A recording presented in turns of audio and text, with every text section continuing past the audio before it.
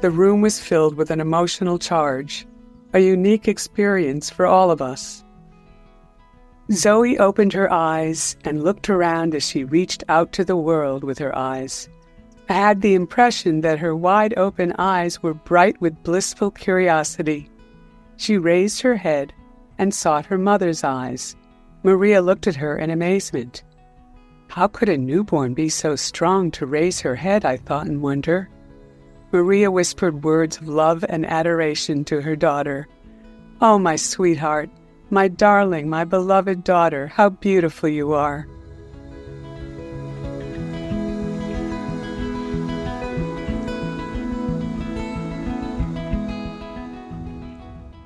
Welcome to the A Different Kind of Psychiatry podcast, brought to you by the ACO. I'm Dr. Chris Burrett. Thank you for listening and your support as we celebrate our 5th anniversary of the podcast.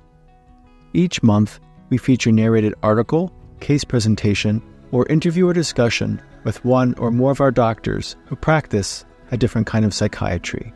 We are interested in your questions and comments, and I would love to hear your feedback. Send an email to aco@orgonomy.org. The best way to help the American College of Orgonomy spread its knowledge is by letting others know about us. If you enjoy the podcast, we'd appreciate you leaving a rating and review.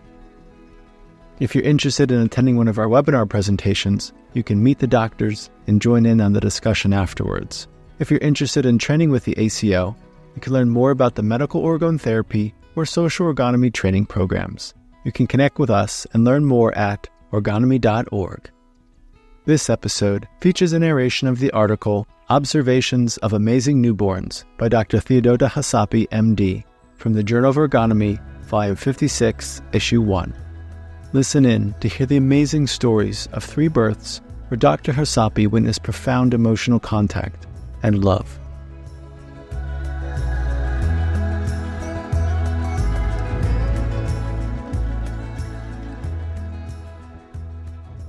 Observations of Amazing Newborns by Theodota Chasapi, MD.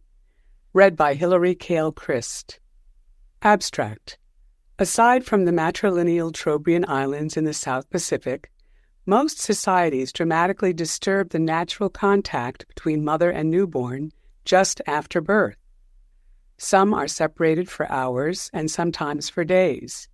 In our modern civilized world, all medical interventions just after birth are so well rationalized as good and necessary that nobody seems to see what a traumatic experience it is for both the newborn and the mother. 3 clinical vignettes illustrate how, during an unmedicated home birth with the presence and support of a medical orgonomist, contact was immediate between mother and infant just after birth. Observations of the amazing capacities of the newborn babies to make contact with a mother are described. The source of the human no. When a child is born, it comes out of a warm uterus, 37 degrees centigrade, into about 18 or 20 degrees centigrade. That's bad enough. The shock of birth, bad enough. But it could survive that if the following didn't happen. As it comes out, it is picked up by the legs and slapped on the bullocks. The first greeting is a slap. The next greeting, take it away from the mother, right? Take it away from the mother. I want you to listen here. It will sound incredible in 100 years. Take it away from the mother. The mother must not touch or see the baby. The baby has no body contact after having had 9 months of body contact at a very high temperature, what we call the organotic body energy contact, the field action between them, the warmth and the heat. And what happens to them? You just look at them. They can't talk to you. They just cry. What they do is shrink. They contract, get away into the inside, away from that ugly world. I express it very crudely, but you understand what I mean. Now, that's the greeting, taking it away from the mother. Mother mustn't see it. So what does the infant do? How does it respond to that? How does it have to respond to that bioenergetically? It can't come to you and tell you, oh, listen, I'm suffering so much, so much. It doesn't say no in words you understand, but that is the emotional situation. Here in the very beginning, the spite develops. Here the no develops, the big no of humanity. And then you ask why the world is in a mess. Footnote: Wilhelm Reich, 1983, Children of the Future, The Source of the Human No. Farrar, Straus and Giroux, pages 3 and 4. More than 70 years have passed since The Source of the Human No was described in Wilhelm Reich's book, Children of the Future. In America and Europe, the practice is still essentially the same. Newborns and mothers are separated just after birth for hours or sometimes days. In our modern, civilized world, when a baby is born, it is pulled by rubber-gloved hands into a cold room with loud noises and bright lights. There is a rush to cut the pulsating with lifeblood umbilical cord, and the baby's nose and mouth are suctioned with a hard tube. Then it is placed on a metal scale to be weighed, and further disturbed with irritating antibiotic eye drops. A medical exam and a vitamin K shot further torture it. Finally, the newborn is placed in the newborn nursery with other babies, where they get only occasional perfunctory human contact and are breastfed on schedule. Footnote: Rooming in is sometimes an option which allows the newborn nursery to be avoided. The baby stays with mother in her hospital room. This may happen after a period of time when baby is separated from the mother, also well rationalized as needed for both, quote, to rest, unquote. First, the baby cries, screams, and struggles with its fists clenched, held tightly to its head. Then, overwhelmed with pain and terror, it shrinks into itself away from this ugly world. Nobody sees or listens to the suffering these assaults produce. And the mother? What about the mother? She is deprived of immediate contact with her baby after being intimately together for 9 whole months. Now we must ask, could things be better? Could giving birth be a joyful experience for both the mother and the baby? The following 3 clinical vignettes illustrate how contact between the mother and the newborn was established and supported immediately after birth, during unmedicated home births. These mothers were in medical orgone therapy for several years before they gave birth to their babies, and they were relatively healthy. Their pregnancies were most desired, their children were the outcome of a love relationship, and both parents were looking forward to having a child. Emotional and physical contact with the fetus was established during pregnancy. The following is an example of a typical medical orgone therapy session where the love relationship between the mother and the fetus was established. At the 5th month of gestation, the pregnant woman was lying on the treatment couch.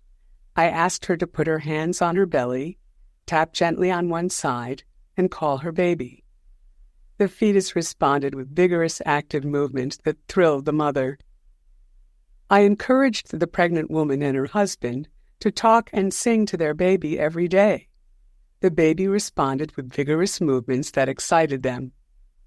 I'm so happy whenever my baby responds to my singing, a father told me with enthusiasm during a medical orgone therapy session.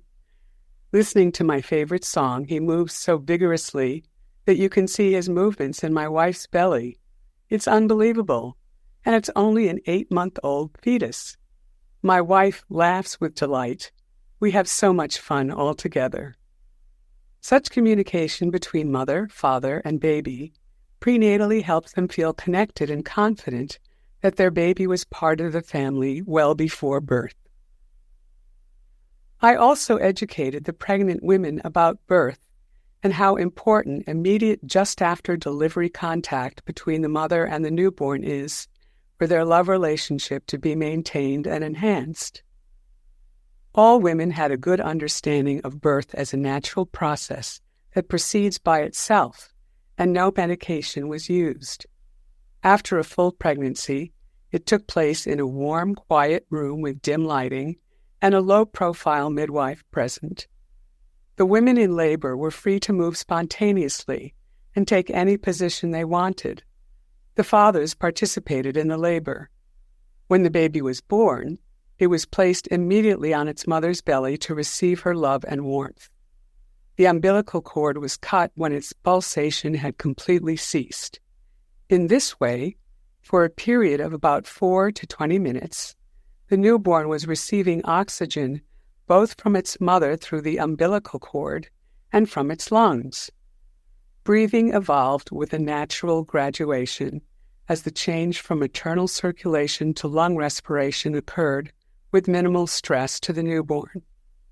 Footnote: contrast this with the ordinary, uncomplicated delivery with its frantic effort to get the newborn to breathe. On request, I participated in assisting with the births. Zoe. Maria and George met in their late 30s and spent many years trying to become pregnant. In the end, they sought in vitro fertilization. This was their third and last try with the procedure, and their dream came true. They were thrilled to see the positive pregnancy test. For the most part, Maria enjoyed pregnancy except for minor discomforts.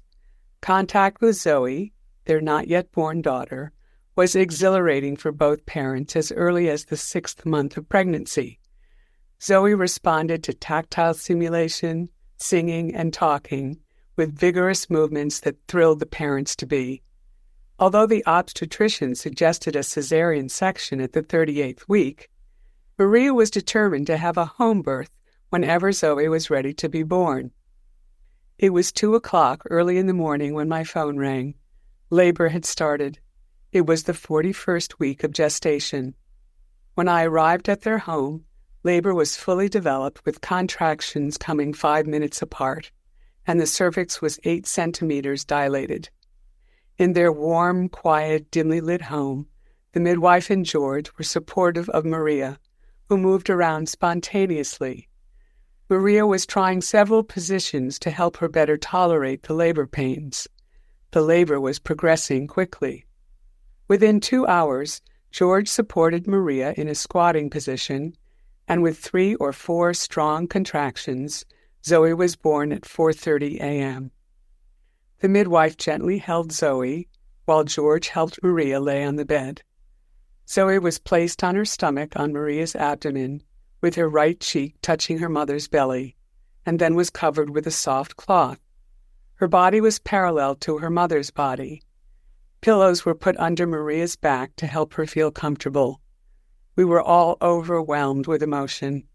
Maria was exhilarated. George was smiling with joy.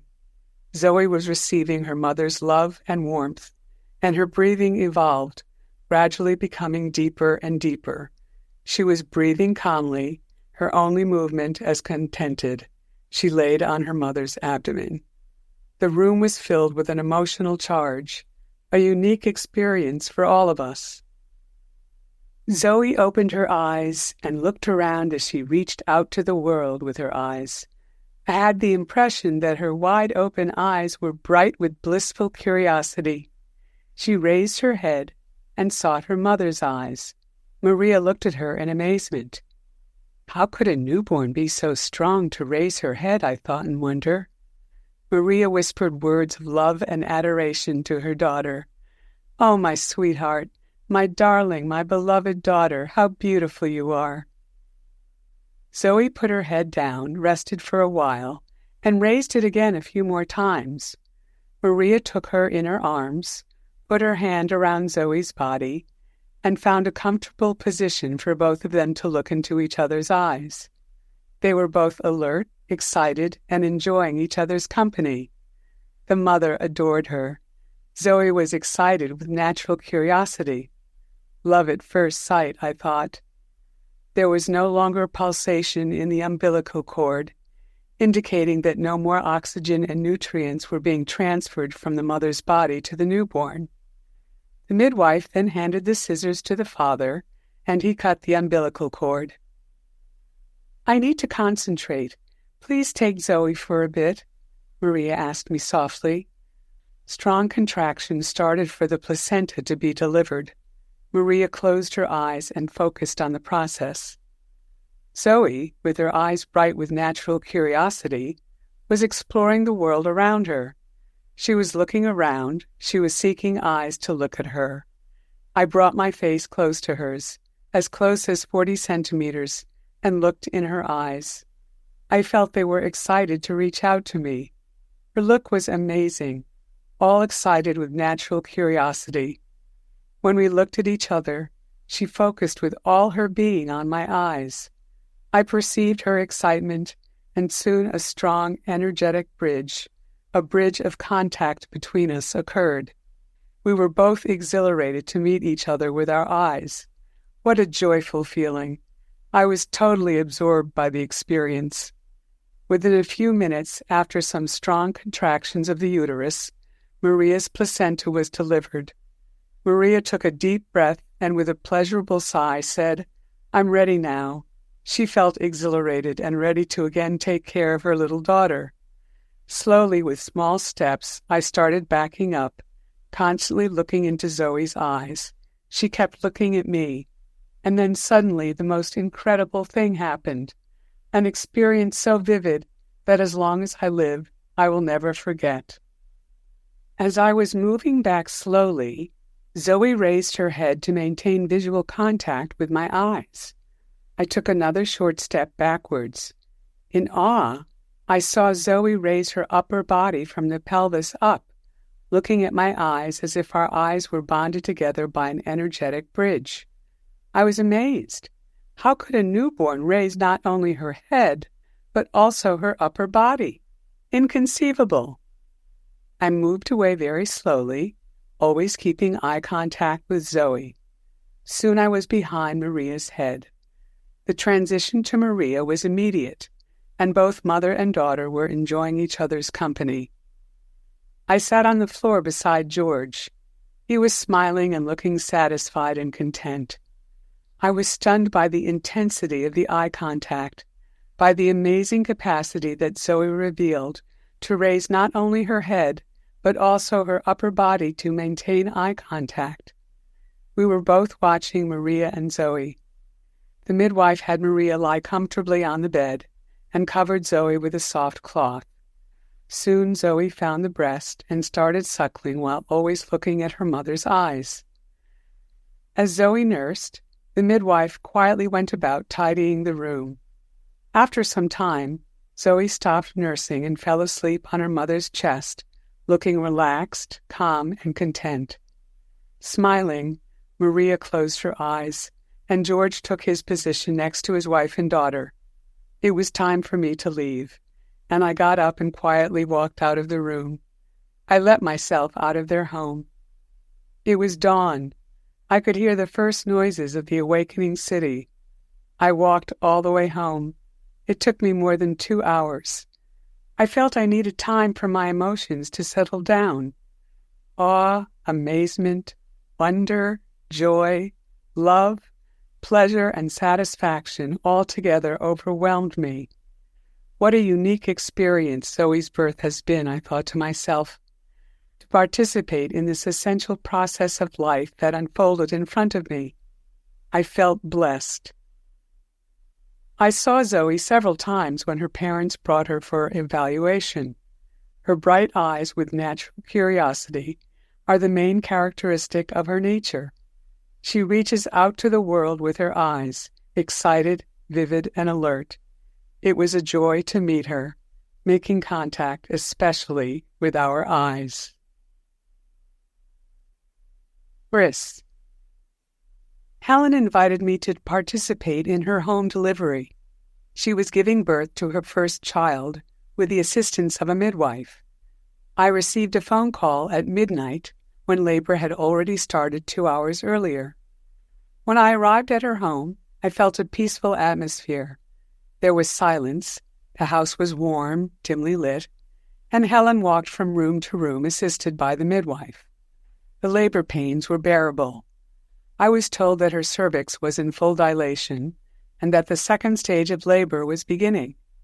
Everything went smoothly, and soon the mother was squatting, supported by her husband. When the baby emerged from Helen's body, overwhelmed with emotion, we all had tears in our eyes, awed by the start of a new life. The mother lay on the sofa, and the midwife put the newborn baby on her belly, skin to skin. The umbilical cord was not cut yet. There was complete silence, and the dawn just started to light up the room. The mother looked exhilarated, overwhelmed with emotion, and then the newborn baby started talking. He didn't open his eyes. He just laid on his mother's belly and talked, a nice, calm baby talk. The mother looked at me in wonder. "He is talking to you," I whispered in her ear. She looked at her baby, and perceiving his reaching out to her, she responded with tender, loving words. I was enthralled by this mother-newborn conversation. I felt it lasted forever. The midwife nodded for me to touch the umbilical cord. There was no pulsation, and then she motioned to the father to cut it.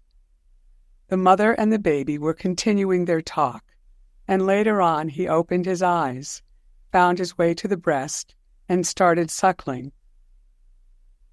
I have participated in a number of births, mostly home births, and this was the first time I saw a newborn initiate contact with his mother, to be the excitant.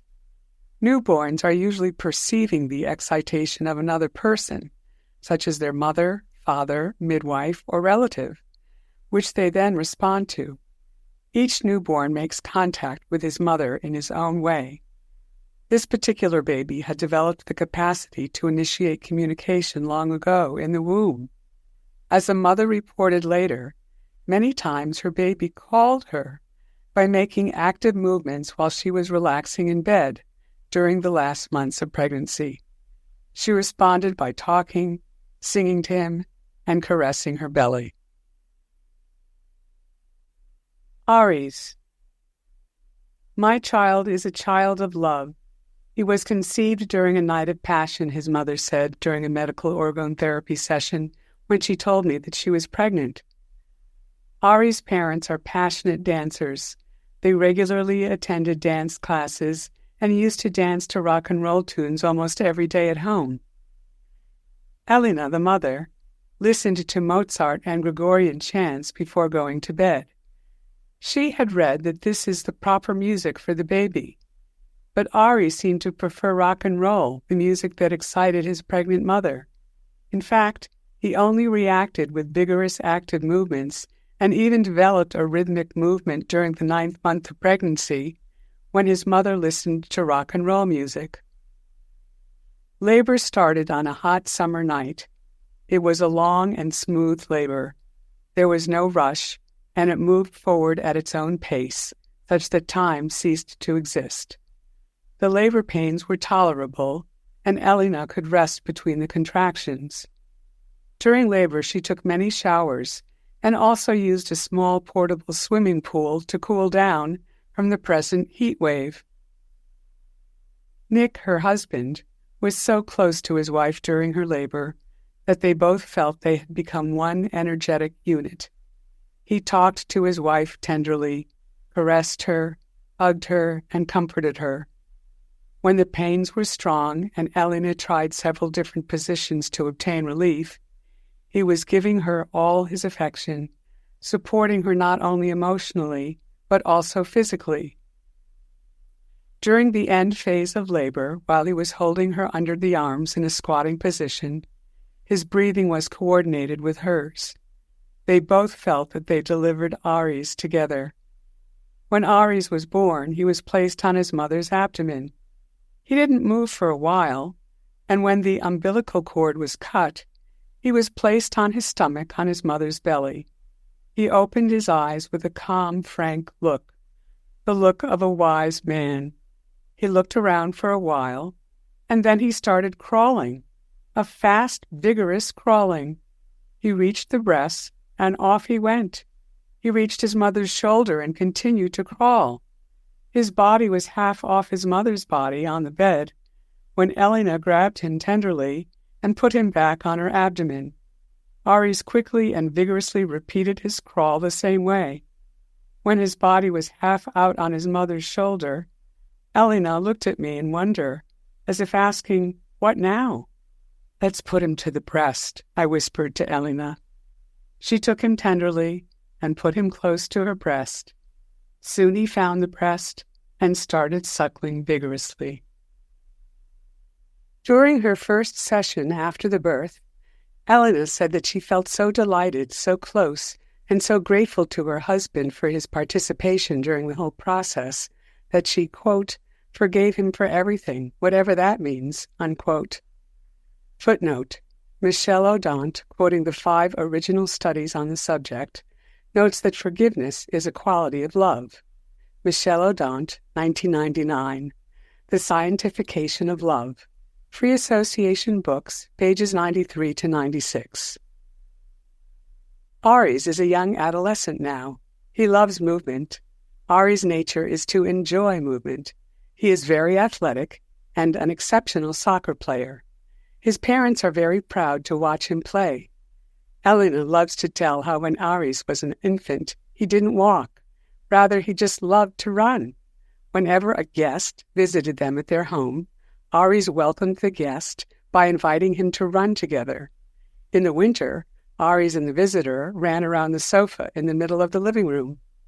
When he was 5 years old, on a walk with his mother, Aries told her, "Mom, with you I learned to walk." Until that age, he was running most of the time, but he didn't walk.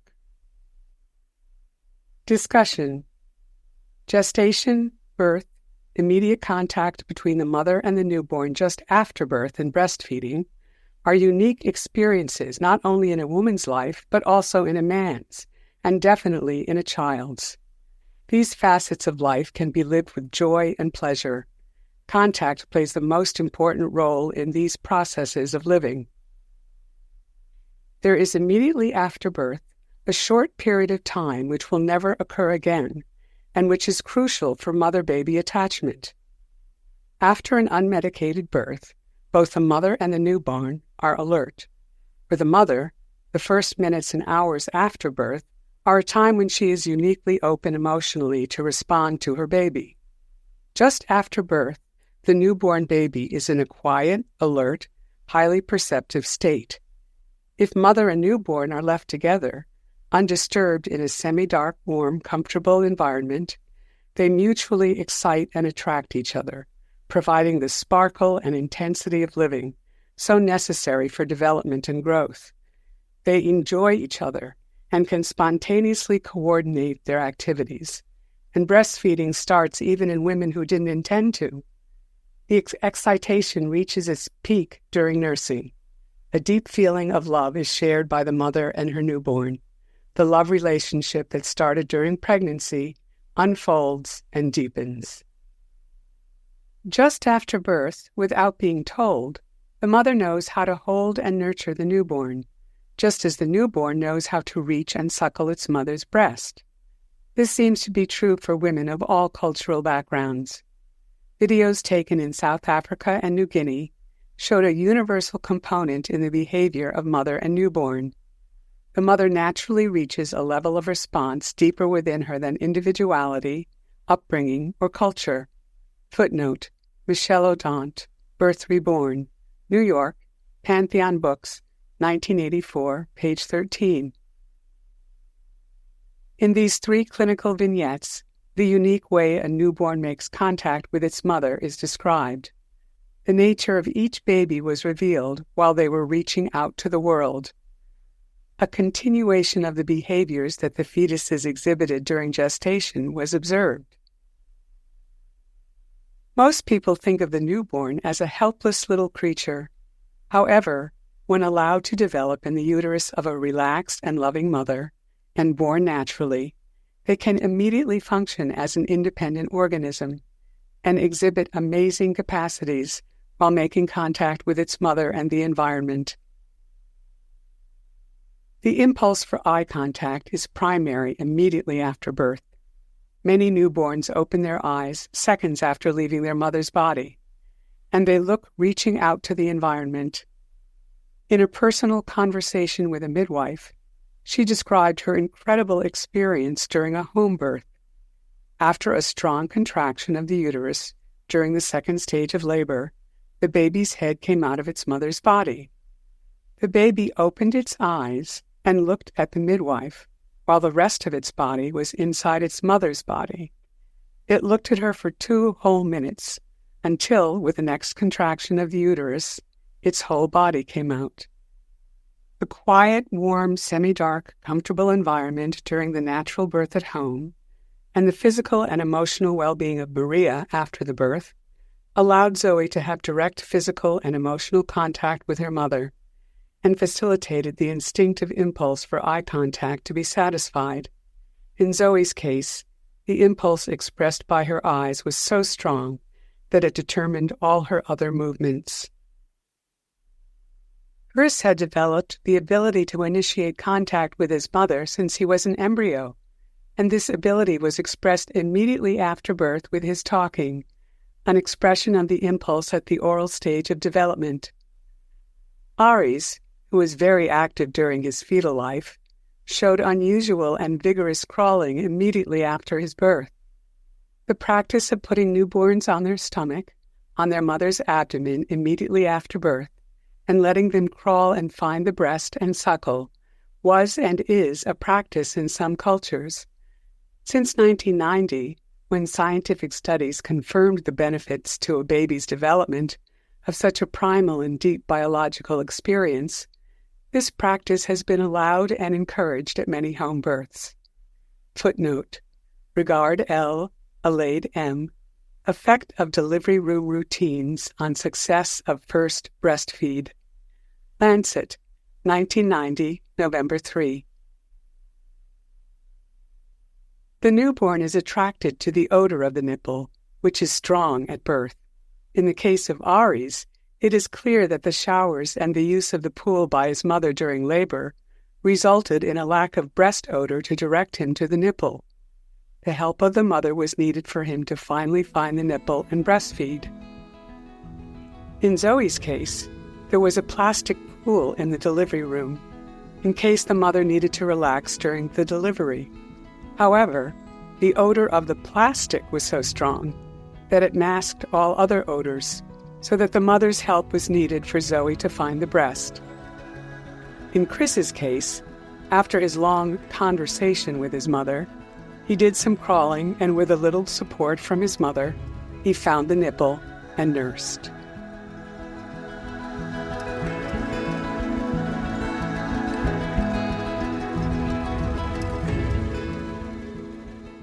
How do you feel after listening to these stories? What do you think? For me, there's so much to say. I feel grateful to Dr. Chasapi for making her observations and sharing them with others, because the importance of a satisfying and emotionally contactful birth can all too easily be forgotten, dismissed, or attacked. I was captured by Dr. Chasapi's question. Now we must ask, could things be better?